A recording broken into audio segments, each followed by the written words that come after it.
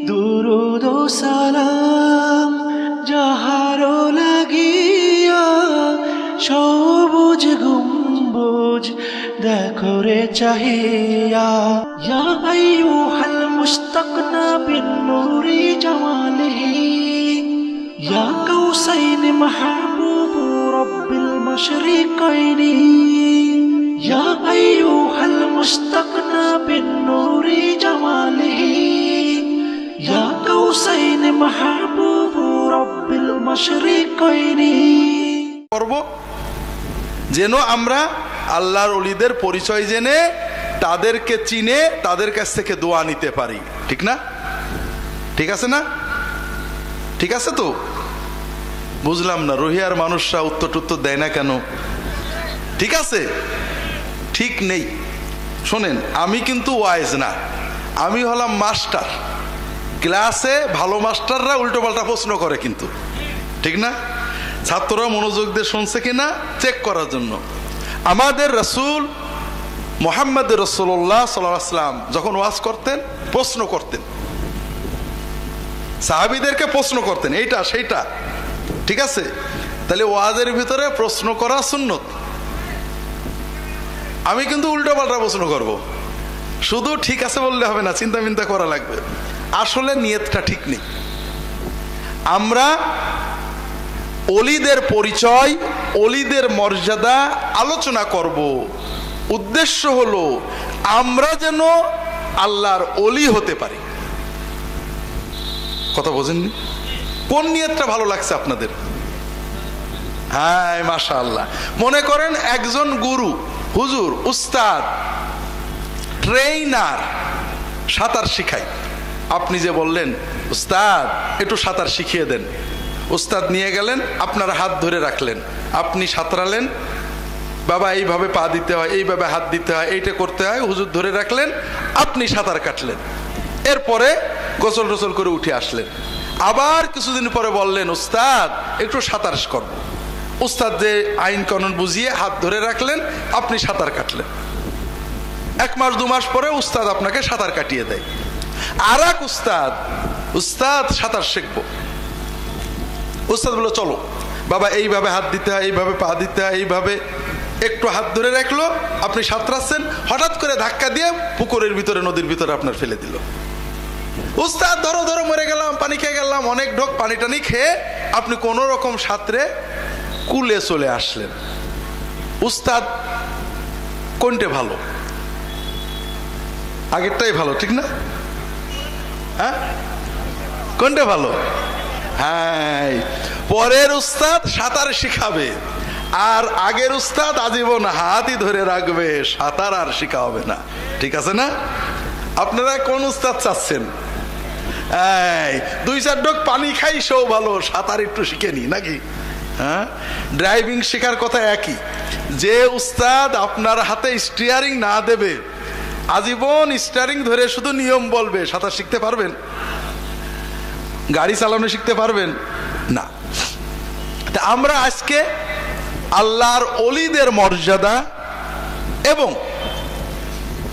কি কাজ করে আল্লাহর ওলি হওয়া যায়, ওলিদের পরিচয়, এগুলো আলোচনা করব।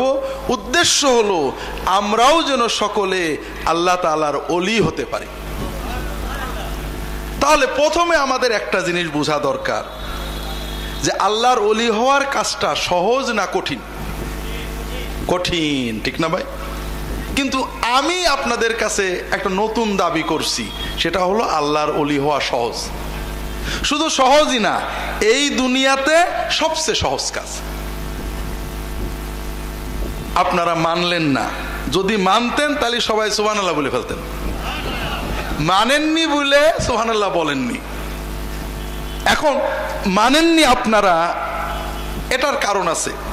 কারণ আপনারা আজকের এই মুহূর্ত পর্যন্ত অনেক কথা শুনেছেন। আল্লাহর ওলি হওয়া 4টিখানি কথা না। আজকে আমি হঠাৎ দাবি করলাম যে আল্লাহর ওলি হওয়া সহজ, এটা আপনাদের বিশ্বাসে আসছে না। শুধু আমার প্রতি মহব্বতের কারণে আপনারা রাগ করেননি, ঠিক না? তো এখন আমরা 2 দল হলাম। মনে করেন আমি আল্লাহর ওলি হওয়া সহজ, আর আপনাদের মত হলো আল্লাহর ওলি হওয়া কঠিন। এখন দুই দলে একটা বহস হোক, দেখি কার মত জয় হয়, নাকি বলেন? ঠিক আছে, আমার যুক্তিগুলো আপনাদের আগে বলি, এরপরে আপনাদের যুক্তিগুলো আমিই বলে দিবানে। প্রথম কথা হলো, দুনিয়াতে যে কোনো কাজে সফলতা অর্জন করার জন্য একটা যোগ্যতা লাগে। যেমন একজন লোক ভালো গায়ক হবে, কিন্তু গলা আব্দুল্লাহ জাহাঙ্গীরের মতো ভ্যাড় ভিড়ে, ওর মনের ইচ্ছা 16 আনা আছে, চেষ্টাও 16 আনা আছে, কিন্তু গলা ভালো না, ও কি কোনোদিন ভালো গায়ক হতে পারবে? পারবে না। একজন লোকের ইচ্ছা সে বড় ডাক্তার হবে, তার মনের ইচ্ছাও 16 আনা, চেষ্টাও 16 আনা, কিন্তু ব্রেনটা খুবই ডাল, ও পারবে? পারবে না। একজন লোকের ইচ্ছা যে সেনাবাহিনীর অফিসার হবে, মনের ইচ্ছাও পুরো 16 আনা, চেষ্টাও 16 আনা, কিন্তু উচ্চতা 4 ফুট 2 ইঞ্চি হবে। একজন লোকের ইচ্ছা সে খুব বড় ব্যবসায়ী হবে, বড় লোক হবে, কিন্তু বুদ্ধি সাধ্যি একেবারেই মোটা, পারবে? পারবে না। তো এইরকম দুনিয়াতে যে কোনো বিষয়ে বড় হওয়ার জন্য মনের ইচ্ছা এবং চেষ্টা শেষ কথা না, পাশাপাশি কিছু এক্সট্রা যোগ্যতা লাগে। আল্লাহর ওলি হওয়ার জন্য কি কি যোগ্যতা লাগে? টাইটেল পাস হওয়া লাগে, খুব ভালো গলার স্বর ভালো হওয়া লাগে, উচ্চতা 5 ফুট 2 ইঞ্চি হওয়া লাগে, চেহারা সুরত সুন্দর হওয়া লাগে, কথাবার্তা সুন্দর হওয়া লাগে, টাইটেল পাস করা লাগে, কোরআনের হাফেজ হওয়া লাগে। বলেন না কেন লাগে? সহি কেরাত লাগে, লাগে। আপনারা বুঝতে পারছেন না, ইমাম হওয়ার জন্য সহি কেরাত লাগে, কিন্তু আল্লাহর ওলি হওয়ার জন্য সহি কেরাত শর্ত না। খুব ভালো করে বোঝেন, আল্লাহর যে কোনো বান্দা বান্দি, নারী পুরুষ শিশু কিশোর, চোখওয়ালা কানা, কথাওয়ালা বোবা, বুদ্ধিমান নির্বোধ, টাকাওয়ালা গরিব, শিক্ষিত অশিক্ষিত, আল্লাহর যে কোনো বান্দা বান্দি যদি মনের ইচ্ছাটা পূর্ণ থাকে আর নবীজি মুহাম্মদ রাসূলুল্লাহ সাল্লাল্লাহু আলাইহি ওয়াসাল্লামের তরিকায় সাধ্যের ভিতরে, তৌফিকের ভিতরে আল্লাহর ইবাদতের চেষ্টা করে, ওই ব্যক্তি আল্লাহর সেরা ওলি হয়ে যেতে পারে। আল্লাহর ওলি হওয়ার জন্য আল্লাহ আমাদের যেটুকু দিয়ে তৈরি করেছেন এর বাইরে কোনো যোগ্যতার দরকার হয় না। একজন মায়ের দুটো ছেলে, একটা ছেলে কথা সুন্দর বলে, আর একটা ছেলে গুঙো, কথা বলতে পারে না। মা তো গুঙোর কথা বোঝে না, ঠিক না? মা কি গুঙোর কথা বোঝে? বোঝে? বোঝে না, তাই না?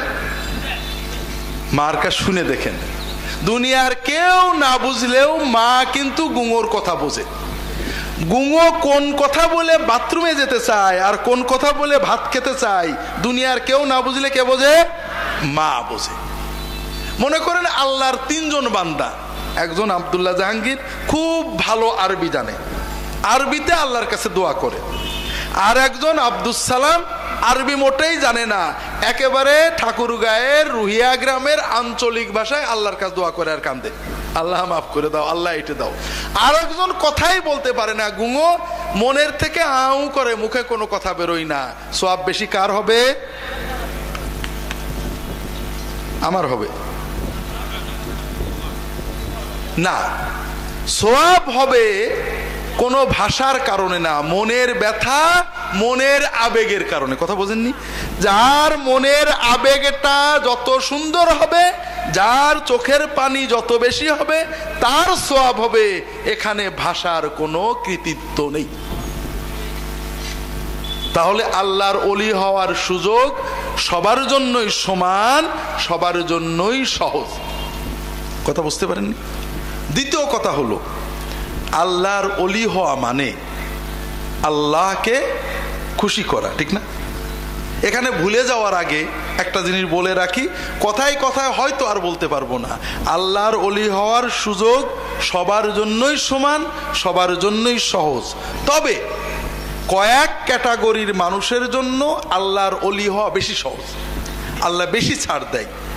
এক ক্যাটাগরি হলো যুবক। এক ক্যাটাগরি কি? যুবক।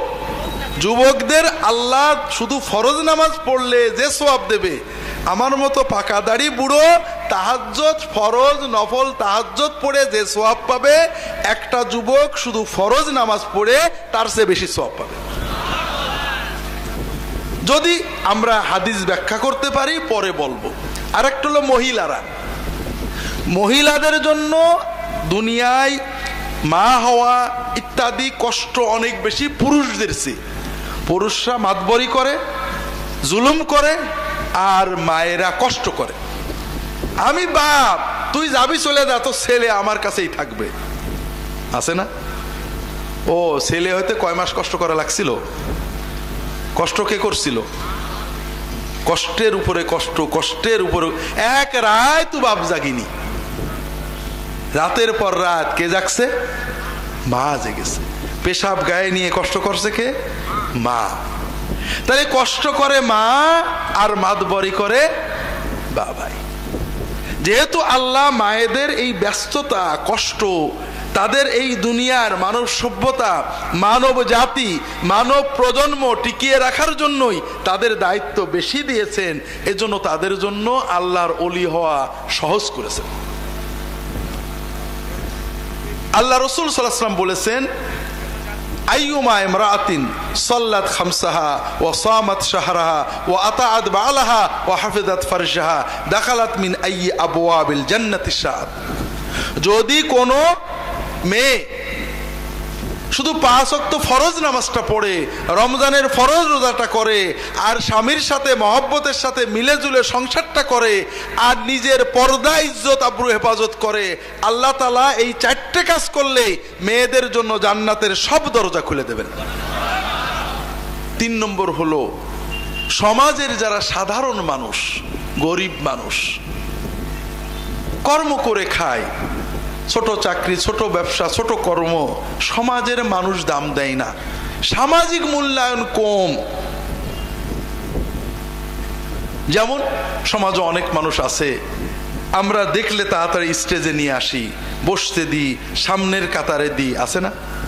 না থাকলে খোঁজ নিয়ে অমুক কোথায়, আছে না? আবার কিছু মানুষ আসে, মসজিদে আসলে যেখানে পারে দাঁড়ায়, কেউ খোঁজও নেয় না, আগেও যাইতে বলে না, না থাকলেও কেউ খোঁজ নেয় না, কেন নেই দেখতো অমুক, খোঁজ নেয় না, এরকম মানুষ আসে না? এইরকম মানুষ যারা, তাদের অন্তরটা খুব ভালো হয়, অহংকার থাকে না। যেমন আমি আব্দুল্লাহ জাহাঙ্গীর, আমার যদি সবাই স্যার বলে, কেউ যদি হুজুর বলে, চাচা বলে, আমার রাগ হবে। হ্যাঁ, আমার চিনলো না, আমার চাচা বললো, এটার নাম কি? অহংকার। আল্লাহ অহংকার আলা কাল পছন্দ করে না। কিন্তু সহজ মানুষ, চাচা বললেও কথা বলে, ভাই বললেও কথা বলে, মনে কোনো অহংকার নেই। সামনে গেলেও মনে যা থাকে, পিছনে বসলেও মনে তাই থাকে, মনে চিন্তা হয় না যে কেন সামনে গেলাম না। এই রকম ভালো সহজ সরল মানুষ, এদের জন্য আল্লাহর ওলি হওয়া আল্লাহ সহজ করেছে। যদি সুযোগ থাকে পরে বলবো, আগে আগের কথাগুলো বলার চেষ্টা করি। যেটা বলছিলাম, আমরা প্রথম কথা মোটামুটি বুঝলাম যে আল্লাহর ওলি হওয়া সহজ, কারণ এর জন্য আল্লাহ যাকে যেটুক যোগ্যতা দিয়েছেন অতিরিক্ত কোনো যোগ্যতা লাগে না, ঠিক না? তাহলে দুনিয়ায় যত কাজ আছে সব কাজের ভিতরে আল্লাহর ওলি হওয়াটা আমাদের সবচেয়ে সহজ কাজ, ঠিক না? এরপরে আরো বোঝার চেষ্টা করি। আল্লাহর ওলি হওয়া মানে আল্লাহকে খুশি করা, ঠিক না ভাই? আমরা দুনিয়াতে প্রতিটি মানুষই অন্য মানুষকে খুশি করতে ব্যস্ত থাকি। ছোট বাচ্চারা বাবা মাকে, স্কুলে স্যারকে, হুজুরকে, ম্যাডামকে, বন্ধুকে, বান্ধবীকে, বউকে, স্বামীকে, বসকে, রাজনৈতিক নেতাকে, মন্ত্রীকে, এমপিকে, লিডারকে খুশি করার জন্য আমরা সব সময় চেষ্টা করি, ঠিক না ভাই? ঠিক তো? তাহলে আমাদের জীবনটা হলো অন্য মানুষদেরকে খুশি করার একটা চিরন্তন সংগ্রাম। সবাই এটা করি। ঘরে বউ কি করে খুশি থাকবে, টেনশন থাকে। বর কি করে খুশি থাকবে, টেনশন থাকে। বাবা মা, বস, এমপি, মন্ত্রী, নেতা, স্যার, প্রিন্সিপাল, হেডমাস্টার, এইগুলোই তো আমাদের চিন্তা থাকে, ঠিক না ভাই? ঠিক না ভাই? ঠিক। হ্যাঁ, আপনাদের এই অভিজ্ঞতার আলোকে আমাকে বলেন তো দেখি, মানুষকে খুশি করা সহজ না কঠিন? মাশাআল্লাহ, এর রুহিয়াতে বুদ্ধিমান মানুষের অভাব নেই। মানুষকে খুশি করা খুবই কঠিন কাজ, ঠিক না ভাই? বউকে খুশি করে, স্যারকে খুশি করে, লিডারকে খুশি করে আমাদের অভিজ্ঞতা হয়ে গেছে, ঠিক না? তাহলে মানুষকে খুশি করা কঠিন, মানলেন তো? আর আল্লাহ তাআলাকে খুশি করা কঠিন না সহজ? আল্লাহ নিজে বলেছেন, ইযা তাকাররাবা ইলাইয়া আবদি শিবরান তাকাররাবতু ইলাইহি যিরান। আমার বান্দা যখন আমার দিকে এক বিগত এগিয়ে আসে, আমি আল্লাহ তাআলা বলছেন আমি ওই বান্দার দিকে এক হাত এগিয়ে চলে যাই। আল্লাহ বলছেন, ওয়াইদা তাকাররাবা ইলাইয়া আবদি মাশিয়ান তাকাররাবতু ইলাইহি হারওয়ালা। আমার বান্দা যদি আমার দিকে হেঁটে হেঁটে এগোয়, এক পা দু পা করে। যুবক ছেলে নামাজ কালাম পড়তো না, নিয়ত করলো যে অনেক গুনাহ করি, একটা আর করবো না, নামাজটা কোনতে পড়বো, এক পা এগোলো। বৃদ্ধ মানুষ অনেক অন্যায় করেছে, নিয়ত করলো একটা গুনাহ বাদ দেবো, একটা আমল শুরু করব। একজন মহিলা পর্দা করতো না, নিয়ত করলো যে অনেক গুনাহ হয়েছে, অনেক অন্যায় তো করি, অন্তত বেপর্দা আর চলবো না। এক পা যদি কেউ আল্লাহর দিকে এগোয়, হেঁটে হেঁটে যদি কেউ আল্লাহর দিকে এগোয়, আল্লাহ তাআলা বলছেন আমি আল্লাহ দৌড়াতে দৌড়াতে ওই বান্দার দিকে চলে যাই। হাজরিন, তাহলে মানুষকে খুশি করা কঠিন আর আল্লাহ তাআলাকে খুশি করা সহজ। আচ্ছা বলেন তো, মানুষকে খুশি করা কঠিন, কিন্তু খুশি রাখা, খুশির কন্টিনিউশন, আর বেজার হবে না, খুশিই থাকবে, খুশি রাখা সহজ না কঠিন? আরো কঠিন। খুশি করা যতটুকু কঠিন, খুশি রাখা আরো বেশি কঠিন। দেখা গেল বউকে খুশি করতে বাপ ছাড়ছি, মা ছাড়ছি, ভাই বোন ছাড়ছি, 13 বছর সংসার করছি, 13 বছরের মাথায় বউ চলে যায়, এরকম ঘটনা ঘটে না? এক কথায় খুশি বাজারে চলে যায়। কিন্তু আপনারা পুরুষেরা তো এরকম করেন না। বউটা আপনার জন্য বাপ ছেড়েছে, মা ছেড়েছে, আজীবন আপনার বাচ্চা কাচ্চার গুছাপ করেছে, বাপ মায়ের খেদমত করেছে, 10 বছর পরে বউটাকে ছেড়ে দিলেন, 12টা বিয়ে করে নিয়ে আসলেন, ঘটে না? ঘটে না? তাও ঘটে। তাহলে খুশি করা যত কঠিন, খুশি রাখা তার চেয়ে বেশি কঠিন। এজন্যই প্রেমের, দয়ার, মমতার প্রিয় বউ, স্বামী, বাবা, মা, আপনজন, আমরা যখন কোনো অন্যায় করে ফেলি সঙ্গে সঙ্গে রাগ করে, ঠিক না? এতদিন খুশি ছিল, একটা অন্যায় করেছি এমন বেজার হয়েছে, রাগারাগি করে, ঠিক না বে ঠিক? আর আমাদের মালিক মাবুদ আল্লাহ সুবহানাহু ওয়া তাআলাকে খুশি করা যত সহজ, খুশি রাখা আরো বেশি সহজ। সুবহানাল্লাহ বললেন না? বাবা মা, বউ, স্বামী একটা অন্যায় করলেই রেগে যায়, একটা ভুল হলেই রাগ করে।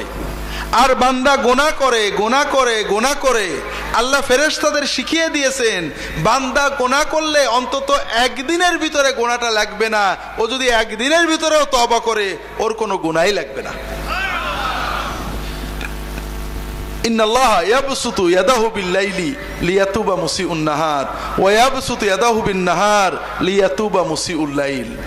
আল্লাহ তাআলা রাত্রে বেলায় হাত বাড়িয়ে দেন, বান্দা তুমি দিনের বেলায় গুনাহ করেছো, রাত্রে বেলায় তওবা করো, আমি সব গুনাহ মাফ করে দেব। তওবা করা মানে, তওবা মানে হুজুরের কাছে যে আস্তাগফিরুল্লাহ আস্তাগফিরুল্লাহ রাব্বি রাব্বি এইগুলো পড়া, ঠিক না ভাই? না, তওবা করা হুজুরের কাছে যাওয়া অন্য কারণে, গুনার ভয় মনে আনা, তওবার গুরুত্ব বোঝা, তওবা কিভাবে করতে হয় শেখা, এই জন্য হুজুরের কাছে যাওয়া যায়। কথা বোঝেননি? গুনাহ করেছি কার কাছে? তাহলে তওবা করবো কার কাছে? আল্লাহর কাছে। এখানে আর কেউ নেই। তওবা মানে 4টে জিনিস। 1 নম্বর হলো অন্যায় গুনার কারণে মনে অনুতপ্ত হওয়া, যে অন্যায় করেছে, আল্লাহ অন্যায় করেছে। 2 নম্বর আল্লাহর কাছে মাপ চাওয়া। 3 নম্বর আর কোনোদিন আল্লাহ করব না, এইটা নিয়ত করা। 4 নম্বর বান্দার হক থাকলে ফিরিয়ে দেওয়া। আল্লাহ বলেন যে বান্দা দিনের বেলায় গুনাহ করেছো, রাত্রে বেলায় ঘরের ভিতরে বিছানায় শুয়ে গোপনে একাকী আমার কাছে মাপ চেয়ে নাও, তওবা করো, আমি তোমার গুনাহ মাফ করে দেব। আল্লাহ দিনের বেলায় হাত বাড়িয়ে দেন, বান্দা রাতে গুনাহ করেছো, এখনো দিন আছে, তুমি মাপ চাও, তওবা করো, আমি তোমার গুনাহগুলো মাফ করে দেব। তাহলে আল্লাহকে খুশি রাখা সহজ না কঠিন? আল্লাহর ওলি হওয়া সহজ না কঠিন? সহজ। কিন্তু আমরা একটা চুক্তি ছিল আপনাদের সাথে, যে আমার মত তো বললাম, আর আপনাদের মতটাও তো বলা লাগবে। আপনাদের মত হলো আল্লাহর ওলি হওয়া কঠিন। কেন? আমি জানি কেন। কারণ আপনারা দীর্ঘদিন ওয়াজ শুনেছেন, আল্লাহর ওলি হতে মানুষ জঙ্গলে চলে গেছে, বাড়িঘর ছেড়ে দিয়েছে, রাজত্ব ছেড়ে দিয়েছে। গল্প শোনেননি? শুনেছেন না শোনেননি? এই গল্পগুলো থেকে আমরা বুঝেছি যে আল্লাহর ওলি হওয়া খুব কঠিন কাজ, ঠিক না? আর এই গল্পগুলো ঠিক না। আমি আপনাদেরকে এবং ওলামায়ে কেরাম যদি থাকেন সবাইকেই বলবো, গল্প দিয়ে ওয়াজ করা ঠিক না। এই গল্পগুলো দ্বীনের শিক্ষা দেয় না। আমাদের দ্বীন আল্লাহ তাআলা দিয়েছেন কোরআন, সুন্নাহ, সাহাবায়ে কেরামগণ, সাহাবীদের জীবনী, রাসূলুল্লাহ সাল্লাল্লাহু আলাইহি ওয়াসাল্লাম জীবনী, কোরআনের কথা, হাদিসের কথা, এটার ভিতরে রয়েছে আমাদের হেদায়েত। কথা কি বুঝতে পেরেছেন? গল্পগুলো একটু সমস্যা। 1 নম্বর, এই গল্পগুলোর কোনো সনদ পাওয়া যায় না, এটা কি সত্য না মিথ্যা, জাল জালিয়াতি বোঝা যায় না। 2 নম্বর, এই গল্পগুলো যাদের নামে বলি তারা দ্বীনের মডেল না। কথা কি বুঝতে পারছেন? আল্লাহ তাআলা আমাদেরকে দ্বীন দিয়েছেন, দ্বীনের জন্য মডেল দিয়েছেন। প্রথম আমাদের মডেল, আদর্শ, কুদওয়া মুহাম্মদুর রাসূলুল্লাহ সাল্লাল্লাহু আলাইহি ওয়াসাল্লাম। আল্লাহ তাআলা কোরআনে বলেছেন, কুল ইন কুনতুম তুহিব্বুনাল্লাহ ফাত্তাবিউনি, তোমরা যদি আল্লাহকে মহব্বত করো, আল্লাহর রেজামন্দি সন্তুষ্টি চাও, তাহলে মুহাম্মদুর রাসূলুল্লাহ সাল্লাল্লাহু আলাইহি ওয়াসাল্লামের অনুসরণ করতে হবে। আর কোরআনেই আল্লাহ বলেছেন, ওয়াস-সাবিকুনাল আউয়ালুনা মিনাল মুহাজিরিন ওয়াল আনসার ওয়াল্লাযীনা ইত্তাবাউহুম বিইহসান রাদিয়াল্লাহু আনহুম ওয়া রাদু আনহু ওয়া আ'আদ্দা লাহুম জান্নাতিন তাজরি তাহতাহাল আনহার। সাহাবায়ে কেরামগণ যারা প্রথম অগ্রগামী মুহাজির এবং আনসার, আল্লাহ তাআলা তাদের জন্য জান্নাত রেডি করেছেন, তাদের উপরে আল্লাহ তাআলা খুশি হয়েছেন। আর পরের মানুষরা যদি জান্নাতে যেতে চায়, আল্লাহর রেজামন্দি খুশি চায়, তাহলে ওই সাহাবীদের, প্রথম অগ্রগামী সাহাবীদের অনুসরণ করতে হবে। তাহলে সাহাবীদেরকে আল্লাহ তাআলা মডেল বানিয়েছেন, মুহাম্মদ রাসূলুল্লাহ সাল্লাল্লাহু আলাইহি ওয়াসাল্লাম আমাদের মডেল। এর পরের যত বুজুর্গ আউলিয়া কেরাম আমাদের মাথার মণি, মহব্বতের পাত্র, কিন্তু তারা মডেল না। তাদের অনেক ভালো কাজ আছে, 2-1টা কাজ ইজতিহাদি ভুল থাকতে পারে, অথবা রিওয়ায়াত আমরা জানি না। এই জন্য দ্বীনের যদি সত্যিকারের মেজাজ তৈরি করতে হয়, আমার অনুরোধ হলো, যদি সত্যিকারের দ্বীনের পথে চলতে চান, আমার অনুরোধ হলো কোরআন এবং সুন্নাহ এবং প্রয়োজন হলে সাহাবায়ে কেরামের জীবনী দিয়ে ওয়াজ করেন, ইনশাআল্লাহ অনেক অনেক অনেক সহজে উম্মতের অনেক ভালো করতে পারবেন। 2-1টা উদাহরণ না দিলে আপনারা আমার কথা মানবেন না, আমি জানি। আল্লাহর ওলিদের ভিতরে, আশিকে রাসূলের ভিতরে বড় মডেল হলেন ওয়াইস কারনী রাহমাতুল্লাহ আলাইহি। নাম শুনেননি? ওয়াইস কারনীর গল্প শুনেননি? শুনেছেন। ওয়াইস কারনী কি করছিলেন বলেন না ভাই? দাঁত ভেঙে ফেলে, দেখেন সবাই আপনারা জানেন। তাহলে রাসূলুল্লাহ সাল্লাল্লাহু আলাইহি ওয়াসাল্লামের আশিকের চূড়ান্ত পর্যায়ে ছিলেন ওয়াইস কারনী, তিনি দাঁত ভেঙে ফেলছিলেন। সাহাবা একরাম কি দাঁত ভাঙছিলেন? তাহলে ওয়াইস করনি সাহাবীদের চেয়েও বড় আশেক ছিলেন, ঠিক না? আমরা একটু বুঝি। আমার পীর ও মুর্শিদ ফিলিস্তিনে গেছে, দাজ্জাল বাহিনীর বিরুদ্ধে যুদ্ধ করছে। হঠাৎ খবর আসলো মোবাইলে, আমার পীর ও মুর্শিদ ইহুদিদের গুলি লেগে শহীদ হয়ে গেছেন। আমি সঙ্গে সঙ্গে একটা পিস্তল নিয়ে নিজের বুকে নিলে গুলে নিয়ে আমিও শহীদ হয়ে গেলাম। আমার হুজুর যে জান্নাতে যাবেন, আমিও সেই জান্নাতে যাব, ঠিক না? কেন? আমি তো আশেক। আচ্ছা গেল, এটা করলাম না। আমি খবর পেলাম আমার পীর ও মুর্শিদ ইহুদিদের গুলি লেগে তার দাঁত ভেঙে গেছে। আমিও একটা হাতুড়ি নিয়ে দাঁত ভেঙে ফেললাম। শত্রুর গুলি লেগে দাঁত ভেঙে আমার হুজুরের যে সওয়াব হয়েছে, নিজের হাতুড়ি দিয়ে নিজের দাঁত ভেঙে আমারও সেই সওয়াব হবে, ঠিক না? কি হবে? গুনাহ হবে, ঠিক না?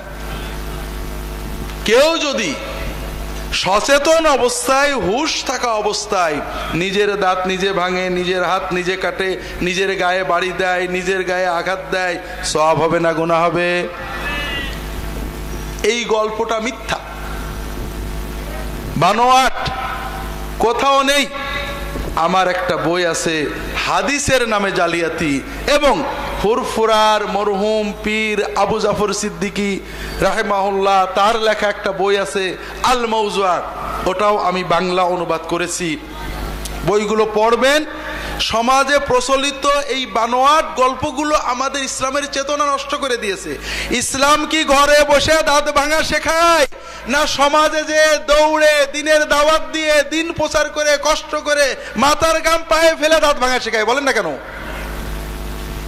এই ঘরে বসে দাঁত ভাঙার কোনো স্থান ইসলামে নেই। কথা কি বুঝতে পারছেন? এই গল্পগুলো আমাদেরকে মোহিত করে, চমৎকৃত করে, জোরে জোরে সুবহানাল্লাহ আমরা বলি, কিন্তু গল্পের ভিতরে কোনো শিক্ষা নেই। এটা ইসলাম বিরোধী শিক্ষা দেয়। কথা বোঝেননি? বুঝলেন কিছু? আল্লাহর ওলি হওয়ার মডেল হযরত ইব্রাহিম ইবনে আদহামের গল্প শোনেননি? তিনি রাজা ছিলেন, রাজত্ব করার পাশাপাশি, রাজ্য চালানোর পাশাপাশি তিনি আল্লাহর ওলি হওয়ার জন্য তাহাজ্জুদ পড়তেন, চেষ্টা করতেন। একদিন রাতে ছাদের উপরে, ওনার রাজপ্রাসাদের ছাদের উপরে খটখট খটখট আওয়াজ হচ্ছে। তিনি বললেন যে উপরে কে? উপর থেকে নাকি আওয়াজ আসলো, আমি খিজির। আপনি হুজুর ছাদের উপরে কি করেন? আমি উট খোঁজ করছি। হুজুর আপনি কি পাগল হয়েছেন? রাজবাড়ির ছাদের উপরে কি উট চড়ে নাকি? উপর থেকে নাকি বলা হলো, তুমি কি পাগল হয়েছো? রাজপ্রাসাদে শুয়ে রাজা হয়ে কি আল্লাহর ওলি হওয়া যায় নাকি? তখন উনি রাজত্ব ছেড়ে দিয়ে জঙ্গলে চলে গেলেন, জঙ্গলে যেয়ে নাকি ওলি হয়ে গেলেন। গল্প শুনেননি? যখন গল্প শুনেছেন, আমি তো একটু ঘুরিয়ে বললাম, নইলে গল্প বলার ভিতরে 50 বার সুবহানাল্লাহ হয়ে যেত। কিন্তু এটা কি ইসলামের শিক্ষা? উলামায়ে কেরাম বলেন তো, ইসলাম কি আমাদেরকে জঙ্গলে যে রাজা হওয়া শেখায়, এই ওলি হওয়া শেখায়? অলিদের ভিতরে বড় অলি, সকল পীরের বড় পীর কে? আব্দুল কাদের জিলানী রহমতুল্লাহ আলাইহি। বলেছি না আপনাদের, আমি মাঝে মাঝে উল্টো প্রশ্ন করব, একটু ঘুরেই দিছি। পীর মানে, আসলে পীর শব্দ তো কোরআনে নেই, পীরের আরবি শায়েখ, এটাও কোরআনে নেই। পীর মানে যে আমাদের হেদায়েত করবে, দিন শেখাবে, মুর্শিদ। কথা বোঝেননি? সারা বিশ্বের সকল মানুষের সবচেয়ে বড় মুর্শিদ, সবচেয়ে বড় হাদি কে? হ্যাঁ, এবার কি জায়গা পর্যন্ত পৌঁছাতে পেরেছেন? বিশ্বের মানবতার বড় পীর, বড় হাদি, বড় মুর্শিদ কে? মুহাম্মদুর রাসূলুল্লাহ সাল্লাল্লাহু আলাইহি ওয়াসাল্লাম। তবে নবীদের পরে বড় পীর কে? আব্দুল কাদের জিলানী। এইবারও ঠকছেন। রাসূলুল্লাহ সাল্লাল্লাহু আলাইহি ওয়াসাল্লাম না, পিতামাতা যার যার, রাসূলুল্লাহ সাল্লাল্লাহু আলাইহি ওয়াসাল্লাম এবং আম্বিয়া কেরামের পরে আদম থেকে কিয়ামত পর্যন্ত সব পীরের বড় পীর, সব অলির বড় অলি সাহাবায়ে কেরামগণ। শোনেন নিয়ে কথা, মনোজগৎ ময়লা হয়ে গিয়েছে, আমরা জায়গা থেকে সরে গেছি এই গল্প শুনতে শুনতে। যেখানে গেলে আল্লাহর অলি হওয়া সহজ হতো, সেখানে না যে আমরা অনেক দূরে রয়ে গেছি। নবীদের পরে আল্লাহর বড় অলি কারা? সাহাবায়ে। এটাকে আমি বলছি না, নবী, আল্লাহর কোরআন এবং নবীর হাদিস বলছে। আল্লাহর কোরআন, নবীর হাদিস এবং উম্মতের ইজমা হলো যে আম্বিয়া কেরামের পরে সবচেয়ে বড় আউলিয়া হলো সাহাবায়ে কেরামগণ, ঠিক না? আব্দুল কাদের জিলানী রহমতুল্লাহ আলাইহি, আমরা জানিও না, সাহাবীদের যুগের, নবীর যুগের 500 বছর পরের মানুষ, অনেক পরের মানুষ। তিনি বড় বুজুর্গ অলি ছিলেন, কিন্তু সবচেয়ে বড় অলি বললে যদি এরকম বলেন, আসলটা নষ্ট হয়ে যাবে। সাহাবীদের ভিতরে বড় অলি কারা? আবু বকর, ওমর, ওসমান, আলী রাদিয়াল্লাহু তাআলা আনহুম, ঠিক না? তাহলে নবীদের পরে সকল অলির বড় অলি, সকল পীরের বড় পীর আবু বকর, ওমর, ওসমান, আলী রাদিয়াল্লাহু তাআলা আনহুম আজমাইন। তারা কি রাজপ্রাসাদে রাজত্ব করে অলি হয়েছিলেন, না জঙ্গলে যে অলি হয়েছিলেন? বড় কষ্টের কথা ভাইরা। অমং জঙ্গলে যে অলি হয়েছে, রাজপ্রাসাদ ছেড়ে দিয়েছে, 15 বছর জঙ্গলে থেকেছে, 30 বছর দাঁড়িয়ে দাঁড়িয়ে সারা রাত তাহাজ্জুদ পড়েছে, সারাদিন রোজা রেখেছে। এই সব কথা শুনে সুবহানাল্লাহ বলা যায়, কিন্তু এই কথাগুলো দিনের মডেল না, এগুলো পালন করা যায় না। ইসলাম জঙ্গলে যে অলি হওয়া শেখায়নি। রাজত্ব করে, সংসার করে, বাচ্চা কোলে করে, ব্যাগ কাঁধে নিয়ে, কাঠ বাড়ির বউয়ের জন্য কাঠ কুড়িয়ে কাঁধে নিয়ে, থলে বস্তা কাঁধে নিয়ে, মানুষের ভিতরে কষ্ট করে নাঙল চলে হাল চালিয়ে, মানুষকে কষ্ট করে আল্লাহর দিনের দাওয়াত দিয়ে, বউ বাচ্চা বিবি রাগ করবে, রাগের মুখে সবর করে কষ্ট করে সংসার করে আল্লাহর অলি হওয়া শিখিয়েছে ইসলাম।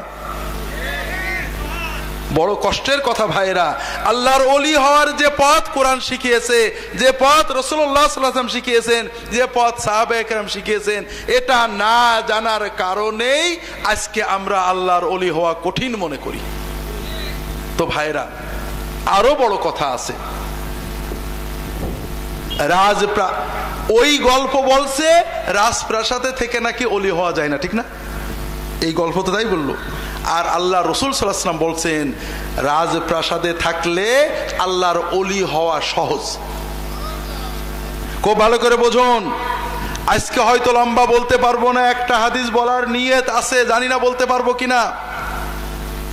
একটা মানুষ সারা রাত তাহাজ্জুদ পড়ে, সারা দিন নফল রোজা রেখে যে সওয়াব পাবে, আর একটা মানুষ একজন মাজলুমকে জুলুম থেকে বের করে, একজন বেদনা ক্লিষ্ট মানুষের মনের বেদনা দূর করে, একজন অসহায় মানুষকে কষ্ট থেকে উদ্ধার করে, একজন সাধারণ মানুষের ইনসাফ দিয়ে হক আদায় করে দিয়ে সারা রাত তাহাজ্জুদ পড়ার চেয়ে সারা দিন 12 মাস 40 বছর নফল রোজা রাখার চেয়ে অনেক বেশি সওয়াব পাবে। আল্লাহ তাআলা ঘরে বসে শুধু শুধু নফল ইবাদতের জন্য আমাদের বানাননি। এগুলোর পাশাপাশি সমাজে অসহায়ের পাশে দাঁড়ানো, গরিবের সাহায্য করা, মাজলুমকে সাহায্য করা, এটা আল্লাহ বড় ইবাদত হিসেবে গণ্য করেছেন। একজন মাজলুমের ব্যথা হয়তো আমি দূর করতে পারবো না, কিন্তু রাজপ্রাসাদে থেকে পারা যায়, ঠিক না বেঠিক? একজন ডিসি, এসপি, এমপি, রাজনৈতিক নেতা পারেন একজন এতিম বিধবার পাশে দাঁড়াতে।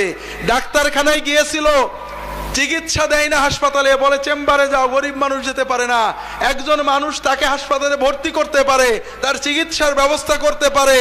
আর এই ইবাদতটার ভিতরে যে সওয়াব আছে, সারা রাত তাহাজ্জুদ পড়লে এই সওয়াব নেই। কাজেই ভাইরা, একজন রাজা, বাদশাহ, মন্ত্রী, মিনিস্টার, এমপি, ক্ষমতায়, শাসনে, প্রশাসনে, সামাজিক মর্যাদায় থাকা একজন মানুষ শুধু ফরজ ইবাদত পালন করার পাশাপাশি যদি মানুষের পাশে দাঁড়ায়, মানুষকে সাহায্য করে, মানুষের কাছে ইনসাফ পৌঁছে দিতে পারে, ও অনেক আগে আল্লাহর ওলি হয়ে যেতে পারবে। তো ভাইরা, যেটা বলছিলাম ভাই, এই গল্পগুলো আমাদেরকে আল্লাহর ওলি হওয়াকে কঠিন বানিয়ে ফেলেছে। উলামায়ে কেরামের বলবো, সাহাবীদের গল্পে চমক আসে না, এজন্য আমরা এই সব গল্প বলি। যেমন আমাদের রুচি নষ্ট হয়ে গিয়েছে। আমি যদি এখন বলি, আপনারা সুবহানাল্লাহ বলেন না, কিন্তু বললে কোনো দোষ নেই। আমি যদি বলি যে আল্লাহর অমুক অলি বুজুর্গ ভাইরা 40-50 বছর একটানা সারা রাত তাহাজ্জুদ পড়ে সারাদিন নফল রোজা রেখেছে, আপনারা সবাই সুবহানাল্লাহ বলবেন, ঠিক না? যদি বলি ঈশার নামাজের ওযু দিয়ে ফজরের নামাজ পড়েছে, সবাই বলবেন সুবহানাল্লাহ, ঠিক না? বলবেন না? কিন্তু এটা কি করা যায়? আপনি করতে পারবেন, দুনিয়ার কেউ করতে পারে, এটা একটা অবাস্তব কথা। কিন্তু আমরা সুবহানাল্লাহ বলবো, কারণ শুনে মজা লাগে। আর আমি যদি বলি যে আল্লাহর একজন বুজুর্গ বান্দা 12 মাস প্রতি রাত্রে 2 ঘন্টা তাহাজ্জুদ পড়তেন, পশি মাসে 3টে নফল রোজা রাখতেন, কেউ সুবহানাল্লাহ বলবে না, বলবে নাকি? কিন্তু এটা হলো সাহাবীদের তরিকা, কথা বোঝেন? এটা পালন করা যায়, এটা অনুকরণ করার যোগ্য, কিন্তু আপনি যেটা বলছেন এটা অনুকরণীয় নয়। কাজেই ভাইরা, আমাদের যদি সত্যিকারের আল্লাহর ওলি হওয়ার এই সহজতম পথ জানতে হয়, তাহলে আল্লাহ রাসূল সাল্লাল্লাহু আলাইহি ওয়াসাল্লাম এবং সাহাবীদের কাছে যেতে হবে। কথা কি বুঝতে পেরেছে? পরবর্তী বুজুর্গরা আমাদের রাহবার, তারা আমাদেরকে রাসূলুল্লাহ সাল্লাল্লাহু আলাইহি ওয়াসাল্লাম এবং সাহাবী পর্যন্ত পৌঁছে দেবেন। তাদেরকে আমরা ভালোবাসবো, তাদের নসিহত নেব, কিন্তু তাদেরকে নিয়েই আবর্তিত থাকবো, তাদের নিয়েই ওয়াজ হবে। এই রকম অবস্থা হলে এই ভুল ধারণাগুলো জন্মাতেই থাকবে। আল্লাহ তাআলা আমাদেরকে সহি সমঝ দান করুন, আমিন।